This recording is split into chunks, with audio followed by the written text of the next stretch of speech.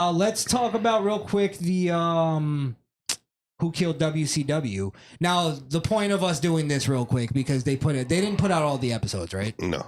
Okay, so we're gonna talk about it now, and then we're gonna watch the entire series, and then we'll do a review, and we'll see if the series changed our mind on who actually killed WCW. You want to start? Go ahead. I'll let you start. Who?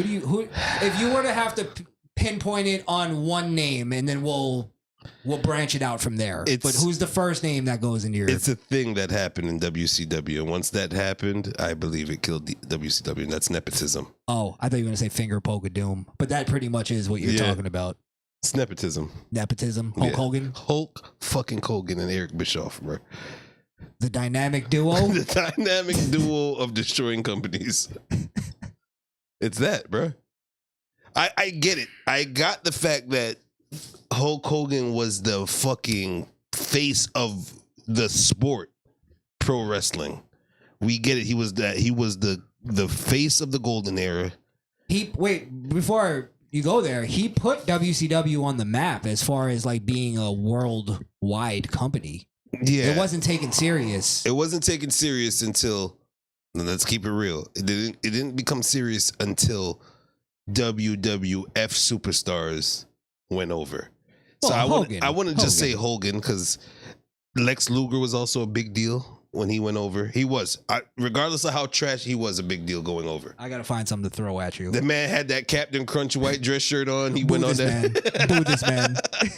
Lex Luger was, back then, to me, he was never shit. But you know how these wrestling fans are, bro. Yeah, right now wrestling fans are going, you need to give him more time. He'll be out of the wheelchair soon. Give him some more time. It's only been 30, 40 years, man. The Torture Act was a devastating finisher. Jeez, you don't know wrestling at all. No. But it was that. Lex Luger, when he made his debut on WCW, was a big moment. Then following after that was, they knew, to be honest, WCW kind of knew that they caught the Cody when they got Hulk Hogan back then. No, but Hogan was an actual star. Cody was an actual star for a programmer we didn't give a fuck about. Then he wasn't an actual star. No, but this is the thing. Cody Rhodes didn't leave WWE, go have a Hollywood career, and then go to AEW. I hate that people gaslight this Hollywood career Hulk Hogan had. This fuck nigga had 1.5 movies. You literally just tried to inflate Lex Luger's career. And now you're trying to downplay Hulk Hogan's I'm not going to sit there and say he's a Hollywood star. The man had 3 ninjas. What else was Hulk Hogan in? No. I'm not saying his movies were great. But what else was he in? They were for the time, and they were big at the time. Inform me of more movies than the 3 ninjas Hulk Hogan was in. Grandpa with muscles. No, Santa with muscles. Now he's Grandpa with muscles. Santa with muscles. It sounds to me the Miz had more fucking blockbusters than he did. I can't even say that he revolutionized wrestling by being in movies when Peter Maivia did it too. You know what I'm saying? Like, yeah, but Peter Maivia was fucking a glorified stuntman. No, he was the fucking goon number 1. He was number 1 though. He was in the 007 movie. That beats a 4 Dragon sequel. That's a big deal. Yeah, that's a big deal. You fought. You not only did you fight, you sat there and had creative control with Sean Connery. Yeah, but you're right. Hulk Hogan Hold on. Creative control on the stunts, not the storyline or anything else. It was to make the fights look real. Hey, that's why he was there. That's actually more involvement in Hollywood movies than Hulk Hogan. Hulk Hogan was a star in the movies. What movies? Multiple movies. I named 2. I named one. You named the other. Somebody named some Hulk Hogan movies, for Christ's sakes. Baywatch, Thunder in Paradise. I used to watch that shit every week when I was 4 years old. But it was only because I was waiting for Nitro to start. Hulk Hogan had more appearances in Scooby-Doo than he did in Hollywood blockbusters. No, you're getting what I'm saying wrong. I'm not saying that he was in blockbusters. I'm saying he was a big name, not a big name, I guess, in Hollywood. That's what I'm saying. He did what The Rock is doing now, but on a lower level. He was still in wrestling guy movies. He wasn't doing what The Rock's doing. Like, he was still doing suplexes and fight scenes, you know what I mean? That's what they all did until The Rock. That's what I'm saying. Even The Rock did that, though. He did a rock bottom. He started doing it at first. Well, no, actually, his first movie, he didn't. And then he reverted into the second movie. Scorpion King, he didn't do any wrestling moves. It was until, like, the one with Johnny Knoxville, or the other one before that, the Get Down. Walking Tall. Walking Tall, yeah. I think he did a DDT in that one. Walking Tall, there was one before Walking Tall was the one with the Owens brother. I don't remember. There was Johnny Knoxville. Walking Tall was Johnny Knoxville. He did one before Walking Tall. I know what you're talking about. I can't remember. That's the one where he did the rock bottom in. Gotcha. Yeah, but you can't downplay Hulk Hogan. And what I'm saying, you can't downplay Hulk Hogan's star power and his drawing power at that time. Okay, his drawing power. Cool. He filled arenas when they couldn't do it. Because now they have a name that they're familiar with. That's the point. Okay, cool. He did that. Yeah. All right. And then the Outsiders came along. Everybody came around. Then more WWE names. Then he said, "Okay, I'm going to finally go heel." And then we got the heel. Right? I would honestly say though that they got tired of him. I won't say quickly, but when it was time to put an end to Hulkamania, they just amped it up more. And that's kind of what killed the attention of the crowd, bro. We already talked about the summer, what was it, Summer Bash? Bash in the Beach? That whole defuncle. Yeah. The fact that he just goes and says whatever to Eric Bischoff and gets his way. I'm going to get back the title. Fuck anybody that's trying to raise up. Fuck if all the fans are liking this person. Fuck if their merch is selling. I'm Hulk Hogan. No, I think you're also missing, though, because WCW went out of business in 2000? Yeah. Okay. So you're still missing a 4-year gap in what they were doing. Now, I agree with you on this, right? This is if I were to name who killed WCW, I would say the NWO. And I don't mean that as in the talent itself, because part of it was just the group. I'm saying the fact that they created this thing that took over the entire industry, but took over that entire company, and they didn't know what to do with it. They didn't know how to end it. They didn't know how to continue it. They didn't know what to do. They were trying to split the company into two companies where it was going to be NWO and then WCW show. And I was like, that was such a dumb idea. That's a dumb idea. And who do we have to credit for the creation of NWO? Eric Bischoff. And? No, Hulk Hogan didn't create the NWO. He was added to it. Hulk Hogan. He brought life into it. But he made it the NWO though. Yeah, no. Yeah. To be honest, that was Hulk Hogan's way of becoming heel. Was creating, I won't say creating, but forming what we know the NWO to be today. The New World Order. He made it the New World. He got the theme song. He took the ball and ran with it. Yeah. So he's the reason why it became such a.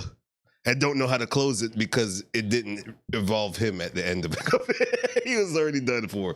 That 4-year gap is what killed him because they were so used to the creative control of just Hulk. Giving Hogan that contract was probably what killed it too. Yeah. Yeah. Because after it was said and done and now it's done, Hulk Hogan already left with the championship. Y'all claim this is a different championship. It's the same. What the fuck is going on here? It became confusing. This is where I think...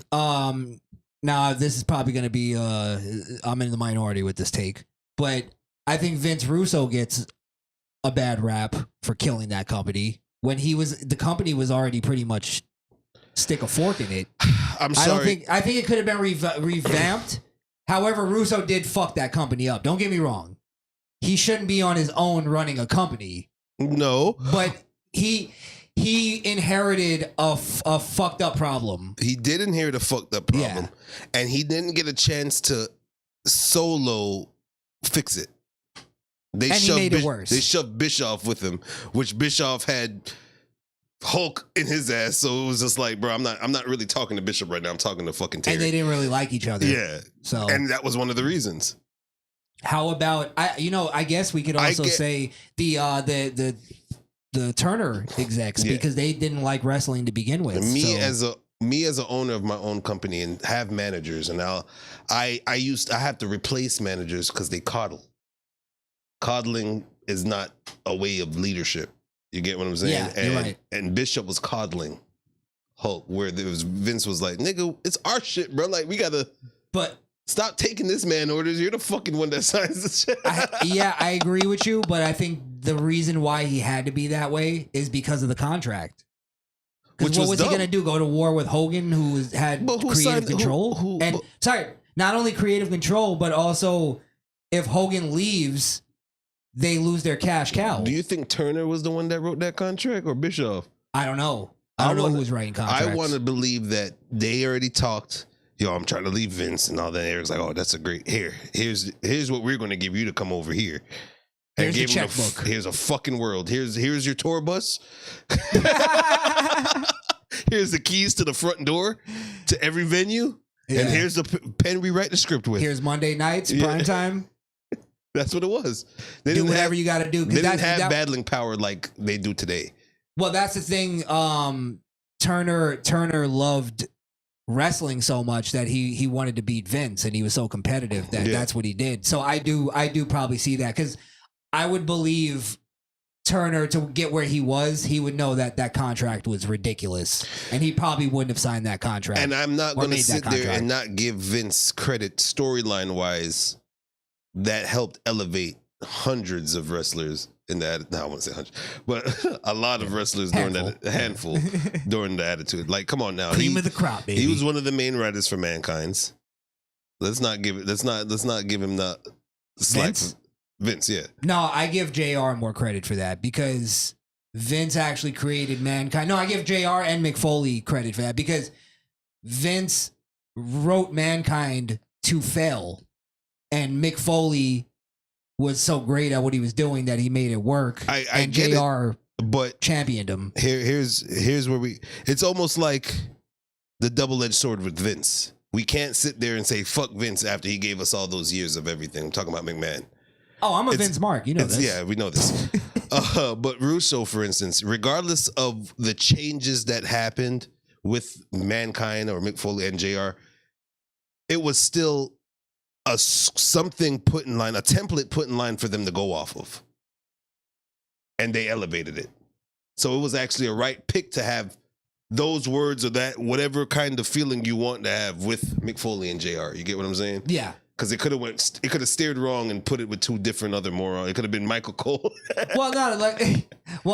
Don't forget that back then there was a lot of also like bullet point promos. Yeah. They weren't scripting their promos. Did you watch the A&E Mankind documentary? I believe I did. Because even in that, Mick Foley gave a lot of credit to Russo. He's like, endless times of us going back over what I can do and how I could do it or how I could portray things.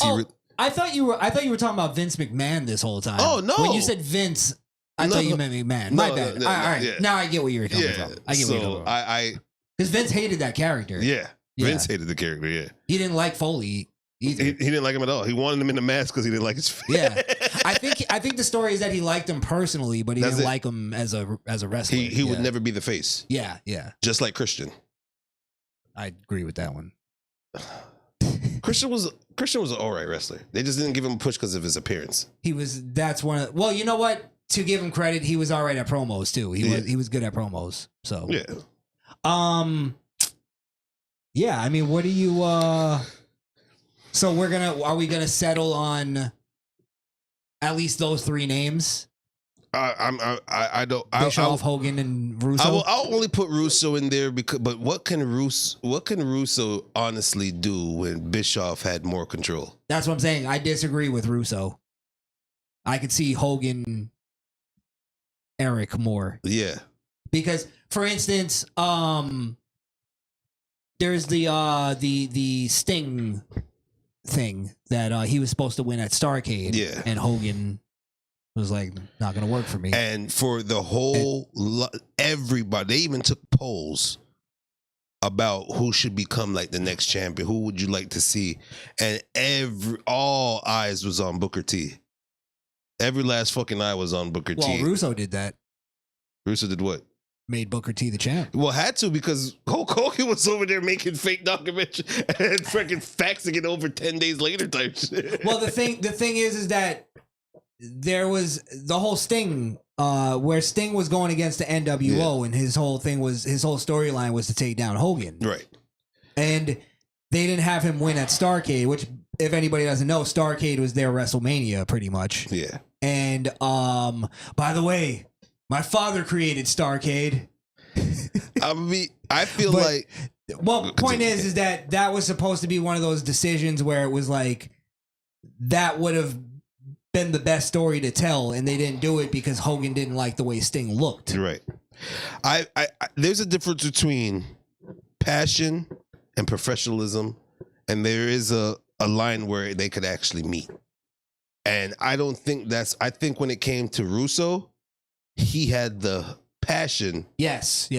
And the passion led to him being a little bit more inclined to the business side, where Bischoff was just seeing numbers. You just said it perfectly, because I've always been, because I never been a full on like hater of Russo. Yeah. And I realize that's what it is he doesn't have the, like, necessarily he has somewhat the mind for it, but not exactly. But his passion, I truly believe he fucking loves wrestling. Right. Like, I believe he actually loved it. That goes back to... A lot of people say he didn't, but... Bash of the Summer. That goes back to that. Summer Bash. Whatever the fuck that shit's called. The fake SummerSlam. That's what I want to call it. Summerfest? Summerfest. Starrcade? No, Bash of the Beach. Bash of the Beach. Yeah. I'm gonna fake SummerSlam. I never thought of it that way. Let's just call it the fake SummerSlam. Yeah. Even watching that Dark Side episode, right? And Vince, you could hear the passion of, bro, why don't we not going with what the crowd wants? This storyline that y'all are trying to portray with Hulk is just not going to work. It's going to potentially kill the company. Yeah. I know this because I'm seeing it. This is going to be my second time almost seeing it happen this way. Right. So you should be listening to what the fuck I got to say. I came from the people you're competing with. Yeah, but then Hulk Hogan didn't have creative control in WWE. Hulk Hogan didn't have creative control in WWE. Yes and no, because he still had the say-so of push. And didn't push, which caused him, once they said, no, we have Shawn Michaels and Bret Hart now, bro. Like, these niggas are good. They're smaller than you, yeah, but they're outlasting you in the ring. It wasn't... I'm leaving. It wasn't just that. It was the fans turned on Hogan. Yeah. The fans started booing him. Yeah, it's because, bro, after a while, it's everything in moderation, bro. We don't want to That's what we talk about all the time. We don't want to turn around every fucking week and see you doing the... And you're always the champion. And there was a part where it's becoming attitude. And it's no more time for you to get punched and you're just hyping. They didn't want to see that shit no more. It was played out. Yeah. Yeah, definitely. By the way, correction. Thank you, AD. Sting won at Starrcade, but it wasn't. Wait. But after Hogan won clean, but it was a botched finish. Yeah, I think they restarted the match, if I remember correctly. Because then even his run fucked up the whole momentum of the end. Even when he came back with the run with WWE. I can't even say NWO killed WCW because they brought that bitch right to WWE as well during the invasion. NWO is back, baby. So, but do you remember its storyline? Vince brought it back to kill WWE. Yeah, because he believed that's